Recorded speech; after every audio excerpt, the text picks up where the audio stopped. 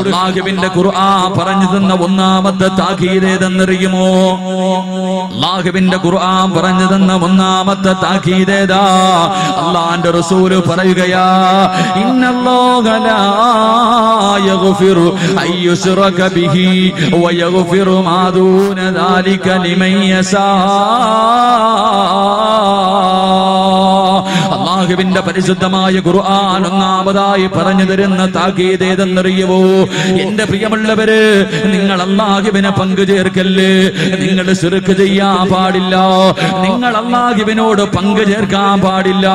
പരിശുദ്ധമായ ഖുർആൻ നമുക്ക് താക്കീത് നൽകുമ്പോൾ പാതിരാത്രി ഒരുമിച്ച് കൂടി എന്റെ പ്രിയമുള്ളവർ ചിന്തിക്കും, ഉസ്താദ് എന്തിനാണ് ഈ മുസ്ലിമീങ്ങളായ അല്ലാഹുവിനെ വിശ്വസിക്കുന്ന 5 നേരം നിസ്കരിക്കുന്ന ഖുർആൻ ഓതുന്ന ദിക്റുകൾ പറയുന്ന സലാത്തുകൾ പറയുന്ന സൽക്കർമ്മം ചെയ്യുന്ന അല്ലാഹുവേ ഞങ്ങളോട് എന്തിനാണ് പടച്ചവനെ പങ്കു ചേർക്കാൻ പാടില്ല, റബ്ബിനോട് ശിർക്ക് ചെയ്യാൻ പാടില്ലെന്ന് എന്തിനാ പറഞ്ഞു തരുന്നത് എന്ന് ചിന്തിക്കുന്നവരുണ്ടാകാ.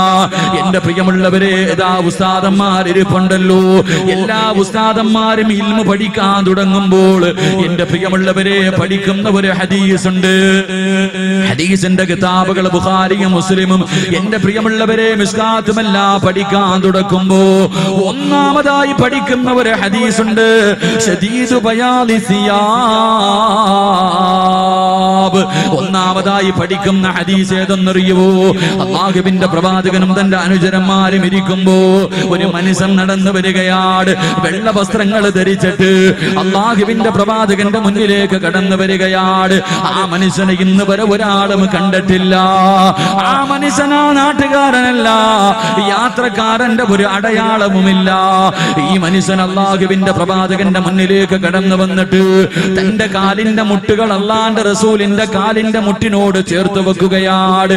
എന്നിട്ട് അല്ലാഹുവിന്റെ പ്രവാചകന്റെ കാലിന്റെ തുടയില് 2 കൈ കൊണ്ടടിക്കുകയാണ്. എന്നിട്ട് ചോദിക്കുന്നു, നബിയേ മനിൽ ഈമാൻ, വിശ്വാസമെന്ന് പറഞ്ഞാൽ എന്താ? വിശ്വാസമെന്ന് പറഞ്ഞാൽ എന്താ? പാതിരാത്രി ഒരുമിച്ച് കൂടി എല്ലാവർക്കും അറിയാം ഈമാൻ കാര്യങ്ങൾ 6 ഒന്ന് അല്ലാഹുവിനെ കൊണ്ട് വിശ്വസിക്കല്, അല്ലാഹുവിന്റെ മലക്കുകളെ കൊണ്ട് വിശ്വസിക്കല്, അല്ലാഹുവിന്റെ കിതാബുകളെ കൊണ്ട് വിശ്വസിക്കല്, അല്ലാഹുവിന്റെ മുർസലീങ്ങളെ കൊണ്ട് വിശ്വസിക്കല്, അന്ത്യദിനത്തിനെ കൊണ്ട് വിശ്വസിക്കല്. എന്റെ പ്രിയമുള്ളവരെ, നന്മയും തിന്മയും അല്ലാഹുവിന്റെ ഭാഗത്ത് നിന്നാണ് വരുന്നതെന്ന് വിശ്വസിക്കല്. ഈ 6 കാര്യങ്ങൾക്കാണ് ഈമാൻ കാര്യങ്ങൾ എന്ന് പറയുന്നത്. എന്റെ പ്രിയമുള്ളവരെ, ഈ പറഞ്ഞ 6 കാര്യങ്ങളിൽ 5 ഉണ്ടല്ലോ. ഈ സദസ്സിൽ ഒരുമിച്ച് കൂടി എല്ലാവർക്കും അല്ലാഹുവിൽ വിശ്വാസമുണ്ട്, അല്ലാഹുവിന്റെ മലക്കുകളിൽ വിശ്വാസമുണ്ട്, അല്ലാഹുവിന്റെ കിതാബിൽ വിശ്വാസമുണ്ട്, അല്ലാഹുവിന്റെ മുർസലീങ്ങളിൽ വിശ്വാസമുണ്ട്, അന്ത്യദിനത്തിൽ വിശ്വാസമുണ്ട്. ഒരു ദിവസം ഈ പ്രപഞ്ചം തകരുമെന്ന് ഈ സദസ്സിൽ ഇരിക്കുന്ന എല്ലാവരും വിശ്വസിക്കുന്നുണ്ട്. പക്ഷേ 6ാമത്തെ കാര്യമുണ്ടല്ലോ, വൽ ഖദരി ഖൈരിഹി വശർരിഹി മിനല്ലാഹി തആല. 6ാമത്തെ ഒരു കാര്യമുണ്ടല്ലോ, നന്മയും തിന്മയും അല്ലാഹുവിന്റെ ഭാഗത്ത് നിന്നാണ് വരുന്നത്. ദുഃഖവും സന്തോഷവും അല്ലാഹുവിന്റെ ഭാഗത്ത് നിന്നാ വരുന്നത്. ഇത് വിശ്വസിക്കാൻ നമ്മളിൽ പലർക്കും മടിയാട്. ദുഃഖങ്ങളും ദുരിതങ്ങളും വേദനകളും കടങ്ങളും നഷ്ടങ്ങളും പ്രശ്നങ്ങളും പ്രതിബന്ധങ്ങളും ജീവിതത്തിൽ ഒന്നിനു പുറകെ ഒന്നൊന്നായി ജീവിതത്തിലേക്ക് ദുഃഖങ്ങൾ മാത്രം കടന്നു വരുമ്പോൾ, വീടിനകത്ത് തമ്മിലടിയാകുമ്പോ, വീട്ടിലുള്ളവര് മരണപ്പെടുമ്പോ, കച്ചവടം മുഴുവനും നഷ്ടത്തിലാകുമ്പോ, എന്റെ പ്രിയമുള്ളവരെ, നമ്മളിൽ പലരും പറയുന്ന ഒരു വാക്കുണ്ട്, നമുക്ക് വിശ്വസിക്കാൻ മടിയാട്. ജീവിതത്തിലെ ദുഃഖങ്ങൾ മുഴുവനും കടന്നു വരുമ്പോൾ, ജീവിതത്തിലെ ദുഃഖങ്ങളും ദുരിതങ്ങളും കടന്നു വരുമ്പോ, രോഗങ്ങൾ പിടിക്കുമ്പോ, കടങ്ങളുണ്ടാകുമ്പോ, കച്ചവടം നഷ്ടത്തിലാകുമ്പോ, ഞാനും നിങ്ങളും ചിലപ്പോൾ പറയാറുണ്ട്, ആരോ എനിക്ക് കൂടോത്രം ചെയ്തു വെച്ചിരിക്കുകയാ, ആരോ മന്ത്രവാദം ചെയ്തു വെച്ചിരിക്കുകയാണ്, ഞാൻ നശിക്കുന്നതിന് വേണ്ടി എന്റെ അയൽവാസി എന്തോ മന്ത്രവാദം ചെയ്തു വെച്ചിരിക്കുകയാ. വിശ്വസിക്കാൻ മടിയാണ്. ഇത് പടച്ചവന്റെ തീരുമാനമാണെന്ന് വിശ്വസിക്കാൻ നമുക്ക് കഴിയുന്നില്ല. ഇതാരോ എന്തോ ചെയ്തു വെച്ചിരിക്കുകയാണെന്ന് പറഞ്ഞുകൊണ്ട് മന്ത്രവാദികളുടെ മുന്നില്, ജ്യോതിശാലയങ്ങളുടെ മുന്നില്, വെറ്റ നിരത്തുന്നവന്റെ മുന്നില്, ഉസ്താദന്മാരുടെ മുന്നില് എന്റെ പ്രിയമുള്ളവരെ ഞാനും നിങ്ങളും ഓടി നടക്കുകയാ. എന്റെ പ്രിയമുള്ളവരെ അത് പടച്ചവന്റെ തീരുമാനമാണെന്ന് വിശ്വസിക്കാൻ കഴിയുന്നില്ല. എന്റെ പ്രിയമുള്ളവരെ, ഉമ്മയുടെ ഗർഭാശയത്തിൽ കിടന്ന് 4 മാസം പ്രായമായപ്പോ, ഞാനും നിങ്ങളും ഉമ്മയുടെ ഗർഭാശയത്തിൽ കിടന്ന് 4 മാസം പ്രായമായപ്പോ അല്ലാഹു ഒരു മലക്കിനെ പറഞ്ഞു വിട്ടിട്ടുണ്ട്. ഈ മലക്കിന്റെ ജോലി എന്തായിരുന്നെന്നറിയുമോ? ഉമ്മയുടെ ഗർഭാശയത്തിൽ കിടന്ന് നമ്മുടെ മുന്നിലേക്ക് കടന്നു വന്നിട്ട് നമ്മുടെ തലച്ചോറിൽ ആ മലക്ക് എഴുതി വെച്ചിട്ടുണ്ട്, പൊന്നുമോനെ നീ എത്ര വയസ്സ് വരെ ഈ ദുനിയാവിൽ ജീവിക്കും ചെറുപ്പക്കാരാ? പൊന്നുമോനെ നിന്റെ ഭാര്യ ഇതാ, നിന്റെ ഭർത്താവിതാ, നിന്റെ മക്കളിതാ. നീ തിന്നേണ്ട ഭക്ഷണത്തിന്റെ മുകളിൽ പോലും അല്ലാഹു പേരെഴുതി വെച്ചിരിക്കുകയാണ്. ആ മലക്ക് സർവ്വത് എഴുതി വെച്ചിട്ടുണ്ട്. ഉമ്മയുടെ ഗർഭാശയത്തിൽ കിടന്ന് 4 മാസം പ്രായമായപ്പോഴ് ഈ മലക്കെല്ലാം എഴുതി വെച്ചിരിക്കുകയാണ്. ഇത്ര വയസ്സ് വരെ നീ ജീവിക്കും, ഇന്ന സ്ഥലത്ത് കിടന്ന് നീ മരണപ്പെടും, ഇന്ന സ്ഥലത്ത് നിന്നെ കബറടക്കും. മരിക്കുന്ന സമയത്ത് മുസ്ലിമായിട്ടാണോ മരിക്കുന്നത്, കാഫിറായിട്ടാണോ മരിക്കുന്നത്, എല്ലാം ഈ മലക്കെഴുതി വെച്ചിരിക്കുകയാ. എന്റെ പ്രിയമുള്ളവരെ, അതുകൊണ്ട് ആരുടെ മുന്നിൽ ഓടി നടന്നിട്ടും കാര്യമില്ല, എവിടെയെല്ലാം പോയി പരാതി പറഞ്ഞിട്ടും കാര്യമില്ല. ഇതെല്ലാം പടച്ചവന്റെ തീരുമാനമോ. നിന്റെ ഭാവി പറയാൻ ഒരാളെ കൊണ്ടും കഴിയില്ല. ഈ പ്രപഞ്ചത്തിലുള്ള ഒരു ഉസ്താദിനോ, ഒരു തങ്ങൾക്കോ, ഒരു ഔലിയായിനോ, ഒരു പ്രവാചകനോ ഒരു മനുഷ്യന്റെ ഭാവി പറയാ കഴിയില്ല. കാരണം അല്ലാഹുവിന്റെ ഖുർആൻ സൂറത്തുൽ ലുഖ്മാനിന്റെ അവസാനം എടുത്തു നോക്ക്. 5 കാര്യങ്ങൾ അല്ലാഹുവല്ലാതെ ലോകത്തൊരു മനുഷ്യനും അറിയില്ല. അല്ലാഹുവിന്റെ ഈ പ്രപഞ്ചത്തില് 5 കാര്യങ്ങൾ അല്ലാഹുവിനല്ലാതെ ഒരാൾക്കും പറയാൻ കഴിയില്ല. കാരണം അല്ലാഹുവിന്റെ ഖുർആൻ പറയുകയാണ്, ഇന്നല്ലാഹ ഇൻദഹു ഇൽമുസ്സാ. ആ 5 കാര്യങ്ങളിൽ ഒന്നാമത്തെ കാര്യം ഏതെന്നറിയുവോ? ഈ പ്രപഞ്ചമെന്നാണ് തകരുന്നത്, ലോകം അവസാനിക്കുന്നതെന്നാണ്. ഒരു വെള്ളിയാഴ്ചയാണെന്ന് നമുക്ക് പറയാൻ കഴിയും. പക്ഷേ ഏത് വെള്ളിയാഴ്ചയാണ്, ഏത് വർഷമാണ്, ഏത് മാസമാണ് പറയാൻ നമ്മളെ കൊണ്ട് കഴിയൂല. അല്ലാഹുവിന്റെ ഖുർആൻ പറയുന്നു, ഇന്നല്ലാഹ ഇൻദഹു ഇൽമുസ്സാ. ഈ പ്രപഞ്ചം എന്നാണ് തകരുന്നതെന്ന് അല്ലാഹുവിനല്ലാതെ ഈ ലോകത്ത്, ഈ പ്രപഞ്ചത്തിൽ ഒരു മനുഷ്യനും പറയാൻ കഴിയില്ല. 2 വയുനസിലുൽ ഗൈസാ. മഴയപ്പടാ പെയ്യുന്നത്, മഴയപ്പടാ പെയ്യുന്നത് അത് പടച്ചവനല്ലാതെ ഒരാൾക്കും പറയാൻ കഴിയില്ല. മഴ പെയ്യാൻ സാധ്യതയുണ്ടെന്ന് പറയാനല്ലാതെ ഇന്ന സമയത്ത് മഴ പെയ്യുമെന്ന് പറയാൻ ആരും കൊണ്ടും കഴിയില്ല. ഖുർആൻ മൂന്നാമതായി പറയുന്നു, വയഅലമു മാ ഫിൽ അർഹാം. ഉമ്മയുടെ ഗർഭാശയത്തിൽ കിടക്കുന്ന കുഞ്ഞുണ്ടല്ലോ, ഉമ്മയുടെ ഗർഭാശയത്തിൽ കിടക്കുന്ന കുഞ്ഞുണ്ടല്ലോ, ആ കുഞ്ഞ് ആണാണോ പെണ്ണാണോ, ആ കുഞ്ഞിന്റെ അവസ്ഥയെ കുറിച്ച് ഒരാൾക്കും പറയാൻ കഴിയില്ല. 4 മാസം കഴിഞ്ഞാലേ ശാസ്ത്രത്തിന് പറയാൻ കഴിയൂ. 4 മാസത്തിന് മുമ്പ് ഈ ലോകത്ത് ഒരാൾക്കും പറയാൻ കഴിയില്ല. അല്ലാഹുവിന്റെ ഖുർആൻ 4-മതായി പറയുകയാണ്, വമാ തദ്രീ നഫ്സുൻ മാദാ തക്സിബു ഗദാ. ഒരു മനുഷ്യന് നാളെ എന്ത് സംഭവിക്കും, അടുത്ത സെക്കൻഡിൽ എന്ത് സംഭവിക്കും, ഒരു മനുഷ്യന്റെ ഭാവി പറയാ ഈ പ്രപഞ്ചത്തിൽ ഒരു മനുഷ്യനെ കൊണ്ടും കഴിയില്ല, ഒരു പ്രവാചകനെ കൊണ്ടും കഴിയില്ല. എന്റെ പ്രിയമുള്ളവരെ, അല്ലാഹുവിനെ മാത്രം അറിയുന്ന 4-മത്തെ കാര്യമാണ് വമാ തദ്രീ നഫ്സുൻ മാദാ തക്സിബു ഗദാ. ഏത് ജ്യോതിശാലയത്തിന്റെ മുന്നിൽ പോയാൽ, എത്ര വലിയ കൊടും മന്ത്രവാദികളുടെ മുന്നിൽ പോയാൽ, പൊന്നുമോളെ നിനക്ക് നാളെയുണ്ടാകുന്ന ഒരു കാര്യത്തെ കുറിച്ച് പറഞ്ഞു തരാൻ കഴിയില്ല. 5-മത്തെ കാര്യം ഏതെന്നറിയുമോ? വമാ തദ്രീ നഫ്സുൻ ബിഅയ്യി അർദിൻ തമൂത്. മൗത്ത്. ഒരു മനുഷ്യൻ എവിടെ കിടന്നാ മരിക്കുന്നത്? ഒരു മനുഷ്യൻ എവിടെ കിടന്ന് എപ്പോഴും മരിക്കുമെന്ന് പറയാ, എവിടെ കബറടക്കുമെന്ന് പറയാ? അല്ലാഹുവിനല്ലാതെ ഈ പ്രപഞ്ചത്തിൽ ഒരാളെ കൊണ്ട് നമുക്ക് കഴിയില്ലെന്ന് ഖുർആൻ പറയുമ്പോൾ പാതിരാത്രി കടന്നു വന്ന എന്റെ പ്രിയമുള്ളവര്, ദുഃഖങ്ങളും ദുരിതങ്ങളും കടങ്ങളും പ്രശ്നങ്ങളും എല്ലാം അള്ളാന്റെ ഭാഗത്ത് നിന്നുണ്ടാകുന്നതാണ്. അള്ളാഹ് തന്നെയല്ലേ പറഞ്ഞത്? പരിശുദ്ധമായ ഖുർആൻ തന്നെ പറയുകയാണ്, അള്ളാഹ് തന്നെ പറയുകയാണ്, ഇന്നാ ഖലഖനൽ ഇൻസാന മിൻ നുത്ഫത്തിൻ അംശാജിൻ നബ്തലി. അള്ളാഹ് തന്നെ പറയുകയാ, പരിശുദ്ധമായ ഖുർആൻ പറയുകയാണ്, ഇന്നാ ഖലഖനൽ ഇൻസാന മിൻ നുത്ഫത്തിൻ അംശാജിൻ നബ്തലി. എടാ മനുഷ്യാ, നിന്നെ ഞാൻ സൃഷ്ടിച്ചിരിക്കുന്നത് എന്തിനാണെന്ന് നിനക്കറിയുവോ? ഒരു തുള്ളി ബീജത്തിൽ നിന്ന് നിന്നെ ഞാൻ സൃഷ്ടിച്ചിരിക്കുന്നത് നിന്നെ പരീക്ഷിക്കാനാണോ? നിന്നെ ദുനിയാവിലേക്ക് വിട്ടിരിക്കുന്നത് വെറുതെയല്ല, നിന്നെ പരീക്ഷിക്കുന്നതിന് വേണ്ടിയാണ് ഞാൻ നിന്നെ സൃഷ്ടിച്ചിരിക്കുന്നത്. അല്ലാഹുവിന്റെ ഖുർആൻ ചോദിക്കുകയാണ്, അഫഹസിബതും അന്നമാ ഖലഖനാകും അബസാ വഇന്നകും ഇലൈനാ ലാ തുർജഊൻ. നിന്നെ ഞാൻ സൃഷ്ടിച്ചിരിക്കുന്നത് വെറുതെയാണെന്ന് നിനക്ക് തോന്നുന്നുണ്ടോ? ഇല്ലടാ. അഫഹസിബതും അൻ തദ്ഖുലുൽ ജന്ന ഫലമ്മാ യഅതികും മസലുൽ ലദീന ഖലൗ മിൻ ഖബ്ലികും. അല്ലാഹുവിന്റെ ഖുർആൻ ചോദിക്കുകയാ, അഫഹസിബതും അൻ തദ്ഖുലുൽ ജന്ന, സ്വർഗ്ഗം നിനക്ക് വെറുതെ കിട്ടുമെന്ന് നീ കരുതുന്നോ ചെറുപ്പക്കാരാ? സ്വർഗ്ഗത്തിന് വെറുതെ അങ്ങ് പോകാമെന്ന് കരുതുന്നോ പൊന്നുമോള്? ഇല്ല പൊന്നുമോള്.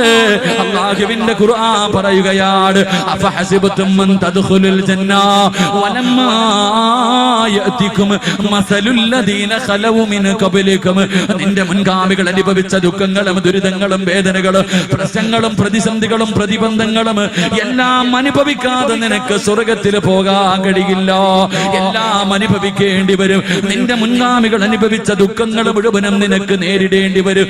നിന്നെ ഞാൻ സൃഷ്ടിച്ചത് പരീക്ഷിക്കാൻ വേണ്ടിയാ. അല്ലാഹുവിന്റെ ഖുർആൻ തന്നെ പറയുന്നുണ്ട്, എങ്ങനെയാണ് എന്റെ അടിമയെ ഞാൻ പരീക്ഷിക്കുന്നതെന്നറിയുവോ? പാതിരാത്രി കടന്നു വന്നങ്ങള്, പാതിരാത്രി കടന്നു വന്നവര് ദുഃഖങ്ങളും ദുരിതങ്ങളും ജീവിതത്തിൽ കടന്നു വരുമ്പോ നീ വിചാരിക്കുന്നു എന്നോട് റബ്ബിന് ദേഷ്യമുള്ളത് കൊണ്ടാ പടച്ചവൻ എനിക്കത് തന്നതെന്ന്. അല്ല ചെറുപ്പക്കാരാ, അല്ല പെങ്ങള്. അല്ലാഹു നിനക്ക് ദുഃഖം തന്നത് നിന്നോട് സ്നേഹമുള്ളത് കൊണ്ടാ, അല്ലാഹുവിന് നിന്നെ വല്ലാത്ത ഇഷ്ടമുള്ളത് കൊണ്ടാ. എന്റെ പ്രിയമുള്ളവരെ, അല്ലാഹുവിന് ചില അടിമകളുണ്ട്. അല്ലാഹുവിന്റെ റസൂല് പറയുകയാ, അല്ലാഹുവിന് ചില അടിമകളുണ്ട്. ആ അടിമകൾക്ക് സ്വർഗം നിർബന്ധമാണ്. ആ അടിമകൾക്ക് സ്വർഗം നിർബന്ധമാണ്. 30, 40, 50 കൊല്ലം അവൻ ജീവിക്കുകയാ. 30, 40, 50 കൊല്ലം ജീവിച്ചിട്ട് സ്വർഗത്തിൽ പോകാനുള്ള ഒരു അമലും ആ മനുഷ്യൻ തന്റെ ജീവിതത്തിൽ ചെയ്തിട്ടില്ല. പക്ഷേ സ്വർഗം നിർബന്ധമാ. അവസാനം അല്ലാഹു അവന് സ്വർഗം കൊടുക്കാ ചെയ്യുന്നത് എന്തെന്നറിയുവോ? അല്ലാഹു അവന് മാരക രോഗങ്ങൾ കൊടുക്കുകയാണ്. പടച്ചവന് ക്യാൻസർ കൊടുക്കുകയാണ്. അവന്റെ കൈകാലുകൾ മുറിച്ചു മാറ്റുകയാണ്. അവന്റെ മക്കളെ മരിപ്പിക്കുകയാണ്. എന്റെ പ്രിയമുള്ളവരെ, നഷ്ടങ്ങളെ മാത്രം കൊടുക്കുകയാ. എല്ലാം കൊടുത്തിട്ട് അല്ലാഹു അവനെ കൊണ്ട് ശമിപ്പിക്കുകയാണ്. എന്നിട്ട് അതിനു പകരം അല്ലാഹു സ്വർഗം കൊടുക്കുമെന്ന് പ്രവാചകം പഠിപ്പിക്കുമ്പോ എന്റെ പ്രിയമുള്ളവരെ, അല്ലാഹു ഇഷ്ടപ്പെട്ടവരെ അല്ലാഹു എങ്ങനെയാ പരീക്ഷിക്കുന്നതെന്നറിയുവോ? അല്ലാഹു ഇഷ്ടപ്പെട്ടവരെ അല്ലാഹു പരീക്ഷിക്കുന്നത് എങ്ങനെയെന്നറിയുമോ?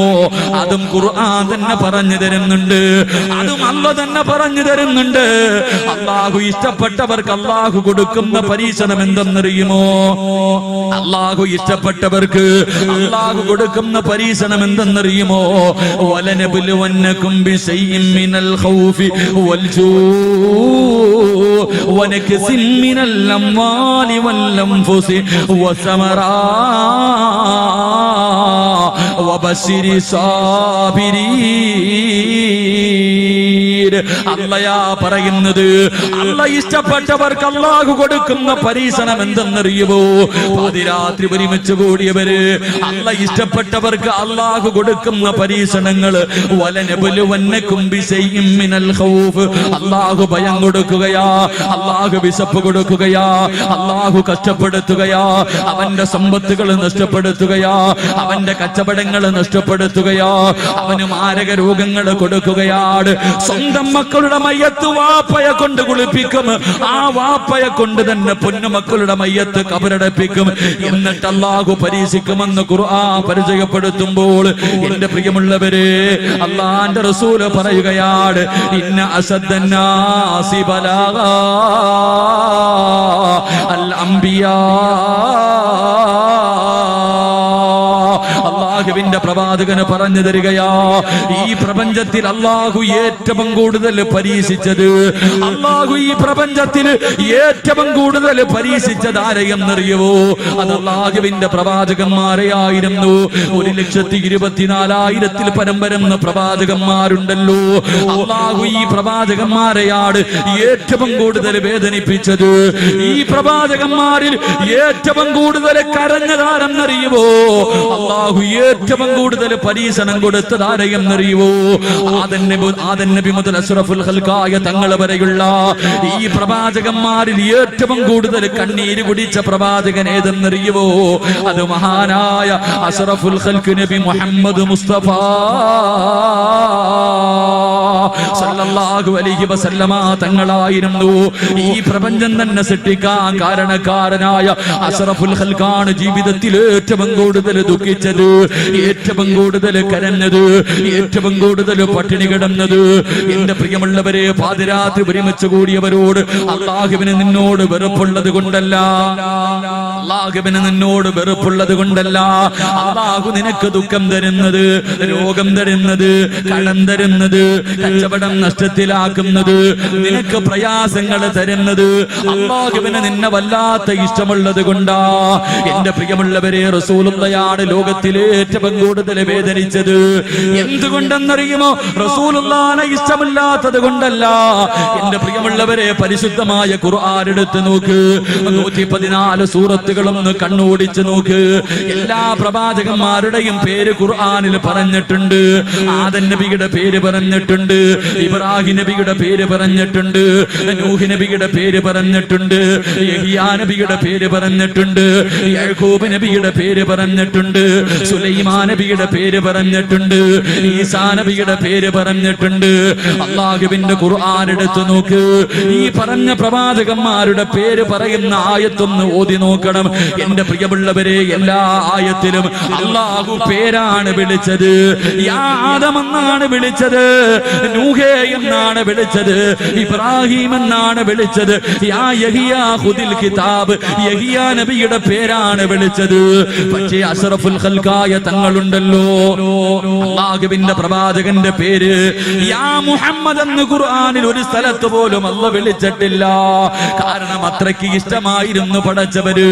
അല്ലാഹുവിന്റെ റസൂലിനെ വല്ലാത്ത ഇഷ്ടമായിരുന്നു. നബിയെ, റസൂലേ, മുസമ്മിലേ, മുദ്ദസിറേ. എന്റെ പ്രിയമുള്ളവരെ, അല്ലാഹുവിന്റെ റസൂലിനെ വിളിച്ചത് അങ്ങനെയാണ്, മുഹമ്മദുർ റസൂലുള്ളാഹ്,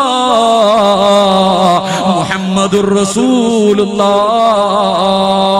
എല്ലാ സ്ഥലത്തും അല്ലാഹു നബിയെ, റസൂലേ, റസൂലേ എന്നാ വിളിച്ചത്. കാരണം അല്ലാഹുവിന്റെ നബിയെ വല്ലാത്ത ഇഷ്ടമായിരുന്നു.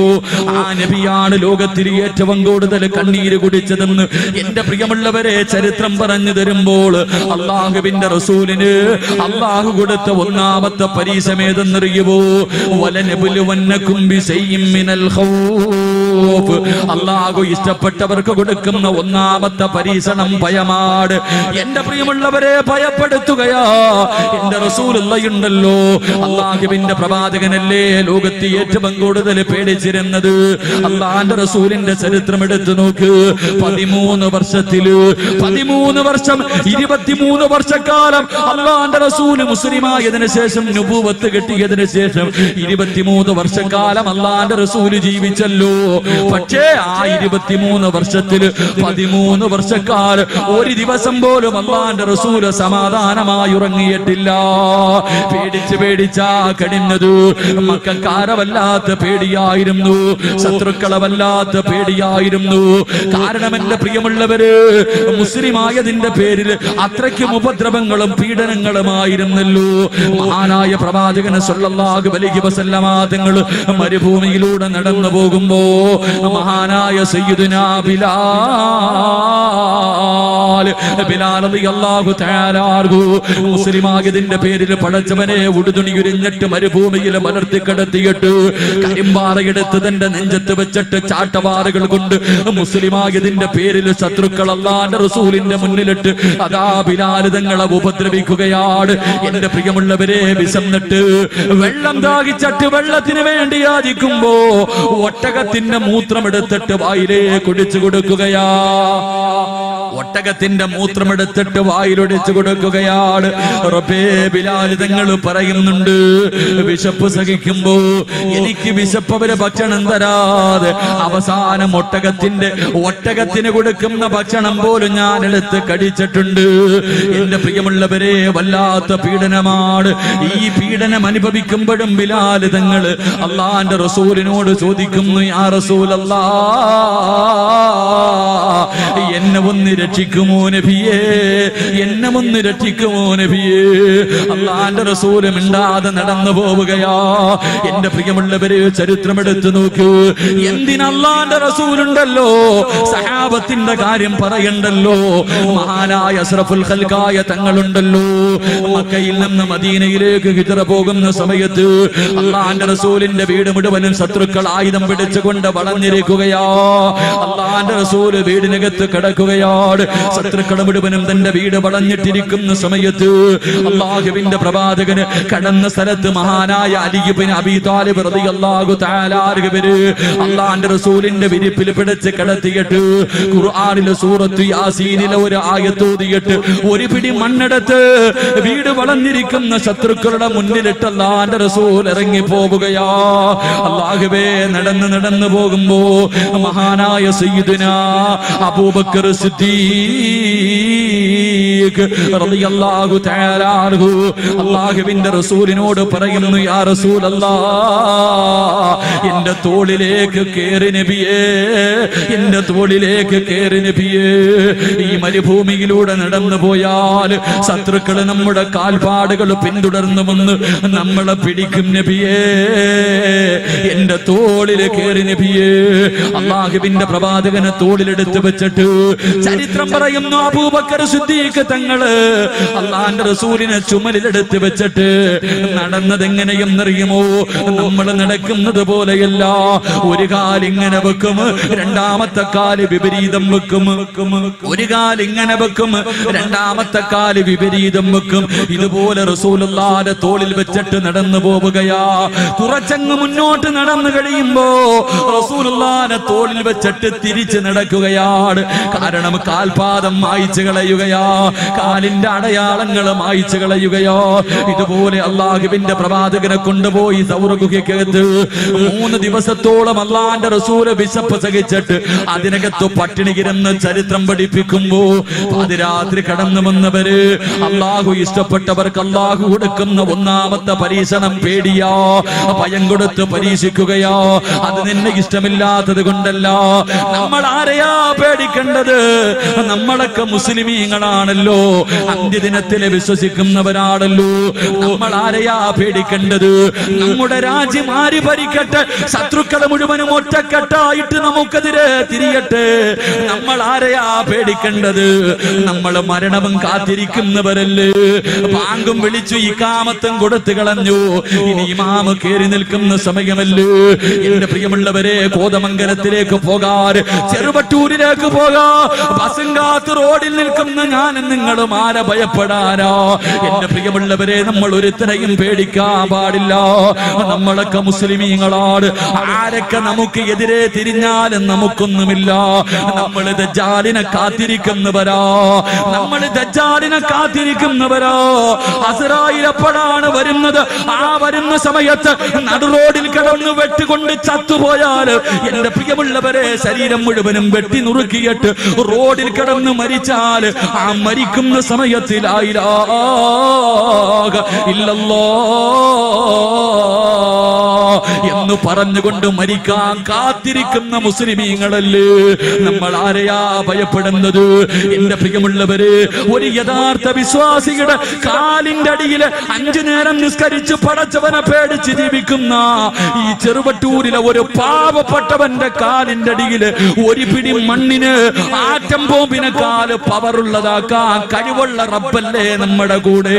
നമ്മൾ ആരെയാ ഭയപ്പെടുന്നത്? അതുകൊണ്ട് എന്റെ പ്രിയമുള്ളവരോട് ഓർമ്മപ്പെടുത്തുകയാ, അല്ലാഹു ഇഷ്ടപ്പെട്ടവർക്ക് അല്ലാഹു കൊടുക്കുന്ന ഒന്നാമത്തെ പരീക്ഷണം പേടിയാണ്. അല്ലാഹു പേടി കൊടുത്ത് പരീക്ഷിക്കും. എന്റെ പ്രിയമുള്ളവരെ, തകരണ്ട, നമ്മൾ ഒരിക്കലും പതറണ്ട.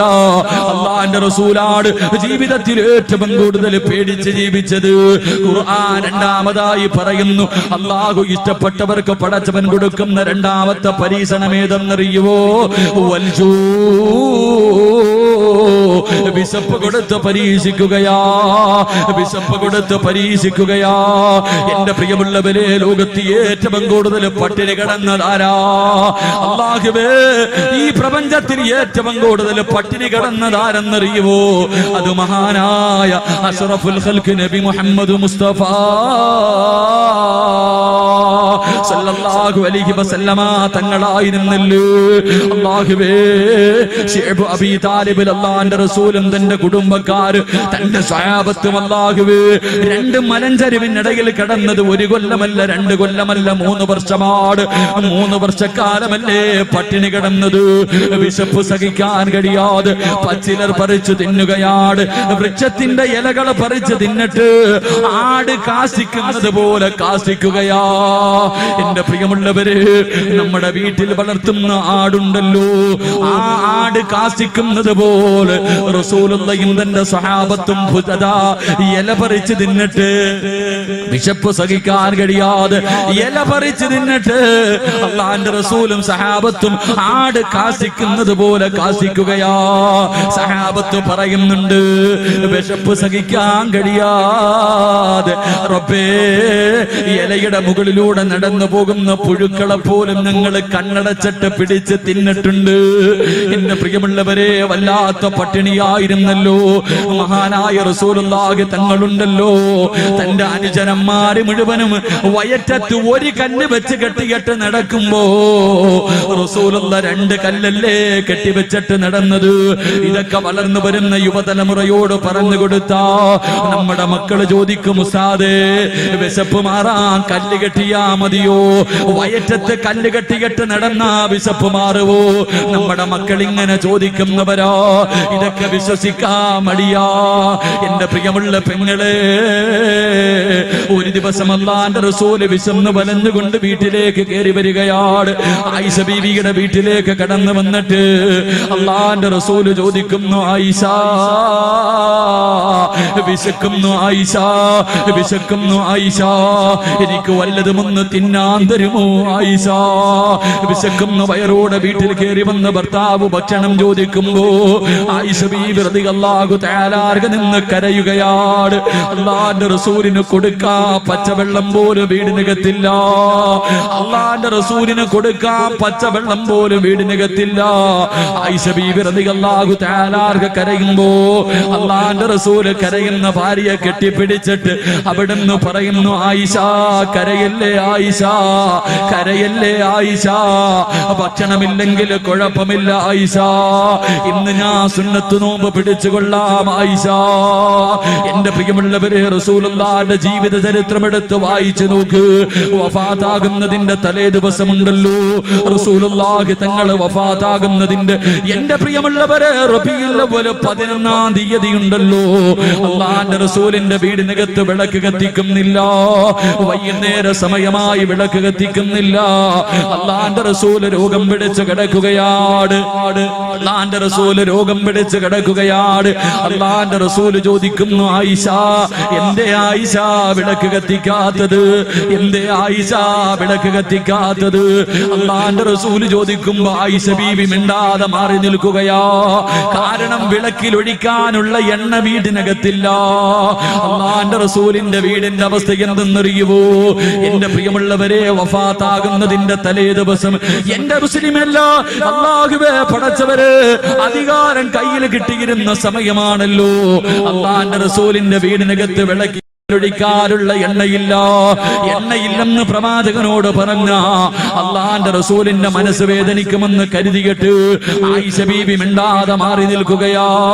അല്ലാഹുവിന്റെ റസൂൽ കുറെ കഴിഞ്ഞിട്ട് പിന്നെയും ചോദിക്കുന്നു, ആയിഷ, എന്തേ ആയിഷ വിളക്ക് കത്തിക്കാത്തത്? കരഞ്ഞുകൊണ്ട് പറയുന്നു, നബിയേ, യാ റസൂലല്ലാഹ്, വിളക്കിൽ ഒഴിക്കാനുള്ള എണ്ണയില്ല നബിയേ, വിളക്കിലൊഴിക്കാനുള്ള എണ്ണയില്ല നബിയേ. അല്ലാഹുവിന്റെ റസൂൽ പറയുന്നു, അൽഹംദുലില്ലാഹ്, അൽഹംദുലില്ലാഹ്. എന്റെ പ്രിയമുള്ളവരെ, പഠിക്ക്. നമ്മുടെ മക്കൾക്ക് ഒരു നേരമെങ്കിലും പട്ടിണി ഇരിക്കാൻ അറിയുമോ? നമ്മുടെ മക്കൾക്ക് ഒരു നേരമെങ്കിലും കൃത്യമായി ഭക്ഷണം കഴിക്കുന്ന സമയത്ത് മക്കള് ചോദിച്ചിട്ട് ഭക്ഷണം കൊടുത്തില്ലെങ്കിൽ നമ്മുടെ മക്കൾ എന്തെല്ലാം പറയും? വാശി പിടിക്കുമല്ലോ, ചൂടാകുമല്ലോ. എങ്കിൽ അല്ലാഹുവിന്റെ റസൂലിന്റെ വീട് എങ്ങനെയായിരുന്നെന്നറിയുമോ? ആയിഷ ബീവി പറയുന്നുണ്ട്, ആയിഷ ബീവി പറയുന്നുണ്ട്, എന്റെ വീട്ടിലെങ്ങാണ് ലൗകാന ഇന്ധനാ ദുഹിനൻ, എന്റെ വീട്ടിലെങ്ങാണം വിളക്കിലൊഴിക്കുന്ന എണ്ണയുണ്ടായിരുന്നെങ്കിൽ, എന്റെ വീട്ടിലെങ്ങാണം വിളക്കിലൊഴിക്കുന്ന എണ്ണയുണ്ടായിരുന്നെങ്കിൽ വിശപ്പ് കാരണം ഞാനതെടുത്ത് കുടിക്കുമായിരുന്നു എന്ന് അല്ലാഹുവിന്റെ റസൂലിന്റെ പ്രിയപ്പെട്ട ഭാര്യ പറയുമ്പോ, എന്റെ പ്രിയമുള്ളവരെ, എന്റെ പ്രിയമുള്ള പെങ്ങളെ, പഠിക്കു പൊന്നുമോള്. നിന്റെ ഉപ്പ ഒരുപാട് പട്ടിണി കിടത്തിയിട്ട് നിന്നെ പോറ്റി വളർത്തിയതാ. ഇന്ന് നീ മറന്നുപോയല്ലോ. ഇന്ന് നമ്മൾ പലരും അത് മറന്നുപോയല്ലോ. മഹാനായ അസ്റഫുൽ ഖൽഖായ തങ്ങളുടെ ജീവിതം എങ്ങനെയെന്നറിയുമോ? ഒരു ദിവസം അല്ലാഹുവിന്റെ റസൂൽ വീട്ടിലേക്ക് കടന്നു വരികയാ. അല്ലാഹുവിന്റെ റസൂൽ വീട്ടിലേക്ക് കടന്നു വരുമ്പോ ഫാത്തിമ ബീവി റളിയല്ലാഹു തആല അൻഹയുടെ വീടിനകത്ത് വല്ലാത്ത കരച്ചിലാണ്. തന്റെ പൊന്നുമോളുടെ വീടിനകത്ത് കടന്ന് രണ്ട് മക്കളും കരയുകയാണ്. അല്ലാഹുവിന്റെ റസൂൽ വീടിനകത്ത് കടന്നു ചെല്ലുമ്പോ ഹസൻ ഹുസൈൻ റളിയല്ലാഹു തആല അൻഹുമാ രണ്ട് കുഞ്ഞുങ്ങൾ കിടന്ന് കരയുകയാണ്. അല്ലാഹുവിന്റെ റസൂൽ പറയുന്നു, മോളെ ഫാത്തിമ, മക്കൾക്ക് പാല് കൊടുക്കു ഫാത്തിമ, മക്കൾക്ക് പാല് കൊടുക്കു ഫാത്തിമ. അല്ലാഹുവിന്റെ റസൂൽ പറഞ്ഞിട്ട് സഹാബത്തിന്റെ മുന്നിലേക്ക് കടക്കുകയാണ്. പിന്നെയും വീടിനകത്ത് കരച്ചലാണ്. അപ്പോഴും വിളിച്ചു പറഞ്ഞു, ഫാത്തിമ, മക്കൾക്ക് പാല് കൊടുക്കുമോള്. രണ്ടാമതും വിളിച്ചു പറഞ്ഞു, മൂന്നാമതും വിളിച്ചു പറഞ്ഞു. 3 പ്രാവശ്യം പറഞ്ഞിട്ടും മക്കള് കിടന്ന് കരയുകയാണ്. അല്ലാഹുവിന്റെ റസൂലിന് ദേഷ്യം വന്നു. അല്ലാഹുവിന്റെ റസൂല് വീടിനകത്തേക്ക് കടന്നു വന്നിട്ട് അവിടെന്ന് ചോദിക്കുന്നു, മോളെ ഫാത്തിമ, ഈ മക്കള് വിശന്ന് കരഞ്ഞിട്ട് നീ എന്തേ പാല് കൊടുക്കാത്തത്? നിനക്ക് കരുണയില്ലേ ഫാത്തിമ? നിനക്ക് ദയയില്ലേ ഫാത്തിമ? നിന്റെ മക്കള് കിടന്ന് കരഞ്ഞിട്ട് പാല് കൊടുക്കാത്തത് എന്ത് എന്ന് അല്ലാഹുവിന്റെ പ്രവാചകൻ തന്റെ പ്രിയപ്പെട്ട പൊന്നുമോളോട് ചോദിക്കുമ്പോ അല്ലാഹുവേ, ഫാത്തിമ ബീബിക്ക് സഹിക്കാൻ കഴിഞ്ഞില്ല. തേങ്ങി തേങ്ങി കരയുകയാണ്. എന്റെ പ്രിയമുള്ളവരെ, ഫാത്തിമ ബീബി ഇരുന്ന് പൊട്ടിക്കരയുകയാണ്. തന്റെ പൊന്നുമോട് കരയുന്നത് കണ്ടപ്പോ കാരുണ്യത്തിന്റെ പ്രവാചകനുണ്ടല്ലോ, സഹിക്കാൻ കഴിഞ്ഞില്ല. കരളിന്റെ കഷ്ടമല്ലേ. പൊന്നുമോട് കരയുന്നത് കണ്ടപ്പോൾ അടുത്ത് ചെന്നിട്ട് റസൂലുള്ളാഹി ചോദിക്കുന്നു, മാ തബ്കീകി യാ ഫാത്തിമ, എന്തേ പൊന്നുമോളെ കരയുന്നത്? എന്തേ പൊന്നുമോളെ കരയുന്നത്? അല്ലാഹുവിന്റെ റസൂലിനോട് ഫാത്തിമ ബീബി പറയുന്നു, വാപ്പാ ഭക്ഷണം കഴിച്ചിട്ട് 3 ദിവസമായുപ്പാ. ഭക്ഷണം കഴിച്ചിട്ട് 3 ദിവസമായി. എന്റെ മക്കള് പാലിന് വേണ്ടി കിടന്ന് കരഞ്ഞപ്പോൾ, എന്റെ മക്കള് പാലിന് വേണ്ടി കിടന്ന് കരഞ്ഞപ്പോ എന്റെ മാറിടമെടുത്തവരുടെ വായിൽ വെച്ച് കൊടുത്തു. എന്റെ മക്കള് പാല് ചുരത്തിയിട്ട് പാല് കിട്ടാതെ വന്നപ്പോ എന്റെ മാറിടത്തിൽ കടിച്ചിട്ട് എന്റെ മാറിടത്തിലൂടെ രക്തം വരുന്നു. ചിന്തിക്കു കുഞ്ഞുമോളെ, പാല് കൊടുക്കുന്ന മാറിടത്തിലൂടെ പാലിന് പകരം രക്തം വരികയാ. പട്ടിണി കിടന്നിട്ട് രക്തം വരികയാ. ഫാത്തിമ ബീബി തളർന്നിരുന്നു കൊണ്ട് റസൂലുള്ളാഹിയോട് കരഞ്ഞുകൊണ്ട് പരാതി പറയുമ്പോ, തന്റെ പൊന്നുമോളാണല്ലോ, തന്റെ പൊന്നുമോളാണല്ലോ. അല്ലാഹുവിന്റെ റസൂലിന്റെ കണ്ണ് നിറയുകയാ. തല പോലും ഉയർത്തുന്നില്ല, തല പോലും ഉയർത്തുന്നില്ല. താടിരോമത്തിലൂടെ കണ്ണുനീരിങ്ങനെ ഒലിക്കുകയാണ്. അല്ലാഹുവിന്റെ റസൂൽ ഇറങ്ങി നടക്കുകയാ. അല്ലാഹുവിന്റെ റസൂൽ ഇറങ്ങി നടക്കുകയാ. ഒരുപാട് കിലോമീറ്ററുകളോളം നടക്കുകയാണ്. റസൂലുള്ള മരുഭൂമിയിലൂടെ കരഞ്ഞുകൊണ്ട് നടക്കുകയാ. നടന്നൊരു ഈന്തപ്പന തോട്ടത്തിന്റെ മുന്നിലെത്തി. അല്ലാഹുവേ, ഒരു അറാബിയുടെ ഈന്തപ്പന തോട്ടമാണ്, ഒരു അറാബിയായ മനുഷ്യന്റെ തോട്ടമാണ്. ആ മനുഷ്യൻ അറിയില്ല ഈ വരുന്നത് അല്ലാഹുവിന്റെ റസൂലാണെന്ന്. ആ മനുഷ്യൻ അറിയില്ല. ആ മനുഷ്യൻ ഇന്ന് വരെ നബിയെ കണ്ടിട്ടില്ല.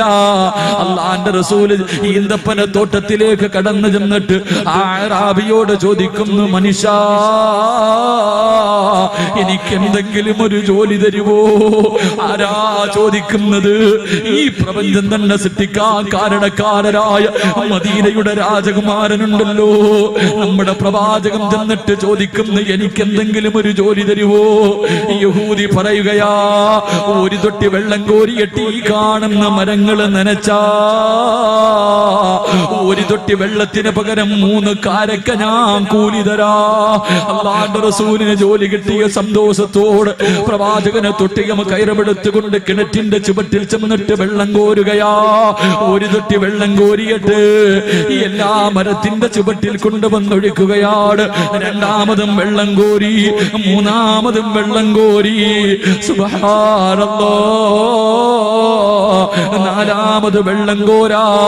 തൊട്ടിയും കയറമെടുത്ത് കിണറ്റിലേക്കിടുമ്പോൾ, തൊട്ടിയും കയറുമെടുത്ത് കിണറ്റിലേക്കിടുമ്പോ, എന്റെ പ്രിയമുള്ള പെങ്ങളെ, റസൂലുള്ള 4ാമതും തൊട്ടിയെടുത്ത് കിണറ്റിലിടുമ്പോ കയറടിഞ്ഞിട്ട് തൊട്ടി വെള്ളത്തിൽ വീഴുകയാ. കയറടിഞ്ഞു പോയി, തൊട്ടി വെള്ളത്തിൽ വീഴുകയാ.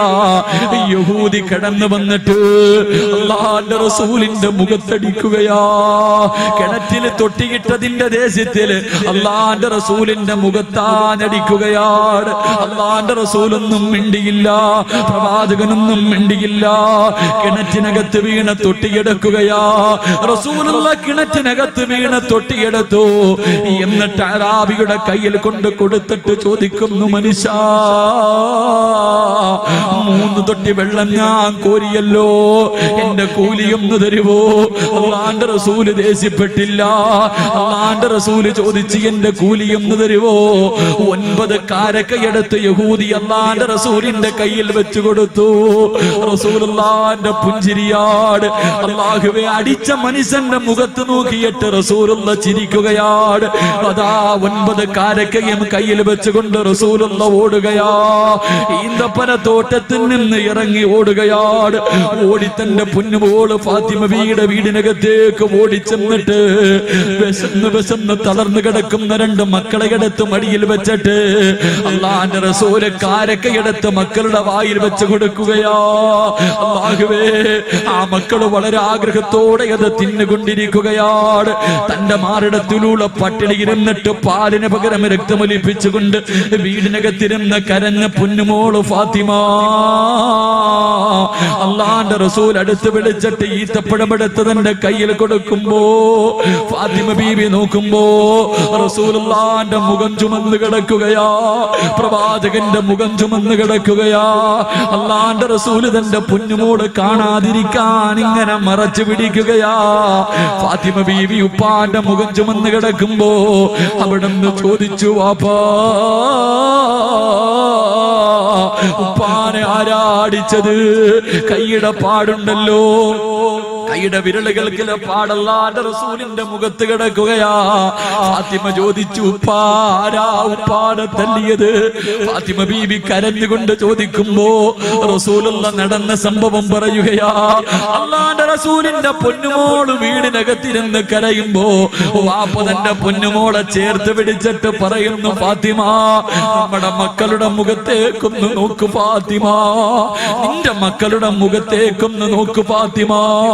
ഭക്ഷണം കിട്ടിയ സന്തോഷത്തോടെ ആ കുഞ്ഞുങ്ങളുടെ ചിരിയൊന്നു നോക്ക് ഫാത്തിമ. എന്റെ പ്രിയമുള്ളവര്, ഈ റസൂലുള്ള വയറ്റിലെ കല്ല് വെച്ച് കെട്ടിക്കെട്ട് നടന്നു പോകുമ്പോ ജിബ്രീൽ കരഞ്ഞുകൊണ്ട് ചോദിക്കുന്നു, യാ റസൂലല്ലാഹ്, എന്തിനാ നബിയേ ഇങ്ങനെ പട്ടിണി കിടക്കുന്നത്? എന്തിനാ ഇങ്ങനെ വിശന്ന് നടക്കുന്നത്?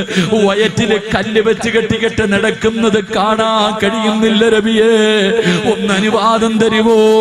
ഈ കാണുന്ന ഉഹദ് മല ഞാൻ സ്വർണമാക്കി തരാ നബിയേ. എവിടെ പോയാലും കൂടെ വരും നബിയേ, എവിടെ പോയാലും കൂടെ വരും നബിയേ. അല്ലാഹുവിന്റെ റസൂല് പറയുന്നു, ജിബ്രീൽ എനിക്ക് പണം വേണ്ട ജിബ്രീൽ, എനിക്ക് സമ്പത്ത് വേണ്ട ജിബ്രീൽ, എനിക്ക് സ്വർണ്ണക്കെട്ട് വേണ്ട ജിബ്രീൽ, എനിക്ക് പാവപ്പെട്ടവനെ പോലെ ജീവിച്ച് പാവപ്പെട്ടവനെ പോലെ വഫാത്തായി നാളെ പാവപ്പെട്ടവരുടെ കൂട്ടത്തിൽ പടച്ചവന്റെ കോടതിയിൽ ഒരുമിച്ച് കൂടണം ജിബ്രീൽ. അതുകൊണ്ട് എന്റെ പ്രിയമുള്ളവരോട്, എന്റെ പ്രിയമുള്ളവരെ, പട്ടിണി കടന്നു വരുമ്പോ പൈസ നിരോധിച്ചപ്പോ എന്റെ പ്രിയമുള്ളവരെ എല്ലാവരും പ്രയാസത്തിലാ. അല്ലാഹുവിന്റെ റസൂല് പറയുന്നു, അല്ലാഹുവിന്റെ ഖുർആൻ പറയുന്നു, അല്ലാഹ് ഇഷ്ടപ്പെട്ട അടിമയ്ക്ക് കൊടുക്കുന്ന രണ്ടാമത്തെ പരീക്ഷണം വൽജൂ. അല്ലാഹു അവന് വിശപ്പ് കൊടുത്ത് പരീക്ഷിക്കുമെന്ന് നബിയുനാ റസൂലുള്ളാഹി സല്ലല്ലാഹു അലൈഹി വസല്ലം. ഏറ്റവും കൂടുതൽ പട്ടിണി കടന്നത് മഹാനായ അഷ്റഫുൽ ഖൽഖി നബി മുഹമ്മദ് മുസ്തഫ സല്ലല്ലാഹു